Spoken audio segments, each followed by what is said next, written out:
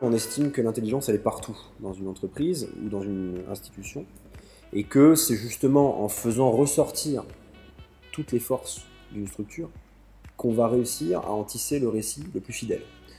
Et comme notre obsession, c'est d'abord celle-là, c'est d'abord que l'humain soit vraiment représentatif, systématiquement on est dans l'horizontalité. Et on s'est rendu compte que le récit des entreprises était soit absolument pas incarné, soit il était totalement travesti, soit il se limitait en fait à un déballage de produits et de services. Et à aucun moment on avait ce qu'il y avait derrière. Et ce qu'il y avait derrière, c'est quoi? C'est l'humain. Les clients viennent nous voir parce qu'ils ont besoin d'un film, parce qu'ils ont besoin d'un site internet, parce qu'ils ont besoin d'un contenu éditorial. Et nous, parce qu'on a une manière très spécifique de le faire, et qu'on a une méthodologie qui nous est propre, qui s'inspire à la fois du journalisme, de la réal, de la pub, de la com politique, qu'on croise un peu ces chemins-là.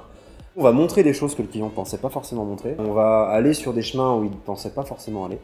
On met en scène l'esprit, l'identité, la culture, tout concourt à ce que le spectateur qui visite le site internet de l'entreprise ou de l'institution pour laquelle on travaille visite ce site et sorte de ce site avec son information. Mais pas forcément que l'information qu'il est venu chercher. Qu'il sorte avec en plus ce petit supplément d'âme qui va lui permettre de mieux connaître cette boîte. Je pense que ce qui fait l'ADN de Alter aujourd'hui, c'est ce supplément d'âme-là. Notre agence est avant tout une agence de conseil qui est capable de réaliser et de produire son conseil. On s'est rendu compte qu'avec les avancées technologiques, on pouvait fournir un service global, de l'élaboration, de la conception jusqu'à la production, voire même jusqu'au suivi. On a un seul métier en réalité à l'agence Alter, c'est de raconter des histoires. Moi je suis historien de formation.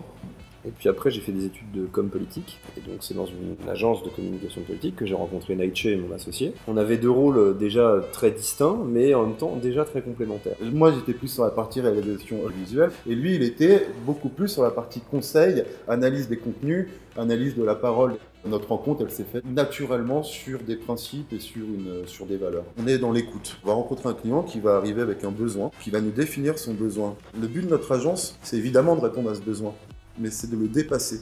Et le rôle d'une agence comme la nôtre, c'est aller vers des cibles qui pensaient ne jamais pouvoir atteindre pour, au final, parce que c'est quand même bien ça tout l'intérêt d'une agence de communication, augmenter la commercialité ou la visibilité de nos clients, qu'il s'agisse encore une fois d'une institution ou d'une entreprise. Et quand nous, on arrive à faire changer un client de 1% sur ce qu'il était avant et sur la conception qu'il avait de lui-même, pour nous, c'est une victoire.